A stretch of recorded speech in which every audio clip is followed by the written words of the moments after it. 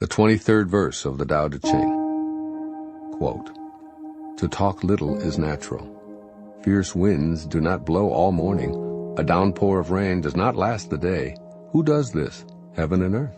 But these are exaggerated, forced effects, and that is why they cannot be sustained. If heaven and earth cannot sustain a forced action, how much less is man able to do so? Those who follow the way become one with the way. Those who follow goodness become one with goodness. Those who stray from the way and goodness become one with failure. If you conform to the way, its power flows through you. Your actions become those of nature, your ways, those of heaven. Open yourself to the Tao and trust your natural responses, then everything will fall into place." Unquote. Living naturally. Everything that composes ultimately decomposes. Notice that I put the emphasis on the word thing. That's because all things on earth are temporary and in a constant state of change. Since you're on this planet, you too are a part of this always changing and always decomposing principle. In this 23rd verse of the Tao Te Ching, you're asked to observe the ways of nature and then make the choice to live harmoniously with them. Nature doesn't have to insist, push, or force anything. After all, storms don't last forever. Winds blow hard, but then they subside. The Tao creates from an eternal perspective, but everything is on its return trip home the moment it comes into being. So Lao Tzu instructs that if you live harmoniously with this simple principle, you'll be in tune with nature. Let go of a desire to force anyone or anything, and choose instead to consciously be part of the cyclical pattern of nature. Lao Tzu reminds you that not even heaven can sustain a forced action. In its inherent beingness, all action has a temporary existence and returns to a calmer state. In contemporary language, we'd say that everything blows over, ultimately. The teachings of this passage invite you to pause in the midst of strife or tension and remember that serenity and peace are on the way. This verse emphatically points out that you always have a choice. In every single situation, you can choose to observe exaggerated and forced energy. It might be verbally attempting to control a situation or cursing how life's events are unfolding. Regardless, these moments can be invitations to open to the Tao, even while in the midst of chaos and angst. This is how to follow the way. Remember how nature blows hard and then returns to calm. Follow the goodness of the Tao and you become goodness. Stray from goodness and you become one with failure. You are part of the law of form in time and space, composing and decomposing. Everything in nature is returning to its source.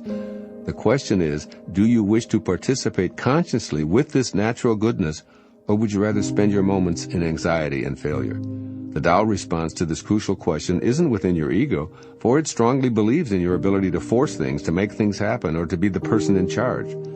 The Tao points out that the way is responsible for everything, with a naturalness about it that isn't forced.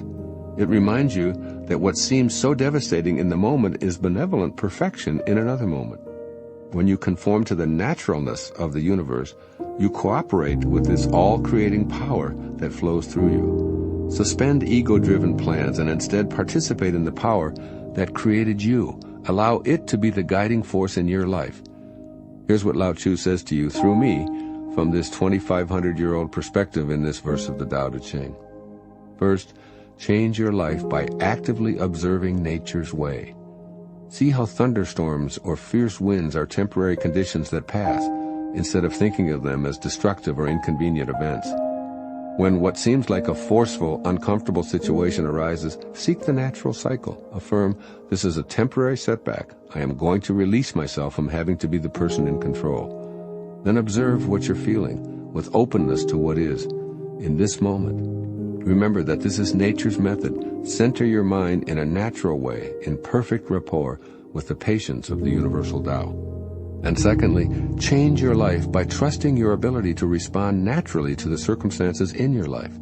At first, this may involve observing yourself in a friendly way instead of responding immediately. When you feel your inclination to make your opinion known, let this urge silently tell you what it truly wants. Your body knows how to be at peace and wait out the storms of life, but you need to allow it to feel that you're welcoming in its signals. Be still and allow yourself to be in harmony with the creative Tao, opening yourself to its power. T.S. Eliot evokes the natural cycle in his poem Ash Wednesday. Quote, "Because I know that time is always time, and place is always and only place, and what is actual only for one time and only for one place, I rejoice that things are as they are." Unquote. That's the idea. Rejoice in the stillness of the Tao. Do the Tao now. Spend an entire day noticing nature and the countless instances that it cycles organically. Seek at least 3 ways that you'd like to be more natural in your response to life. The cat curling languidly in the sun might symbolize how you'd like to be, or perhaps it's the dawn slowly illuminating the dark without rushing. Maybe you prefer to focus on the tide comfortably coming in and out, apparently without judgment.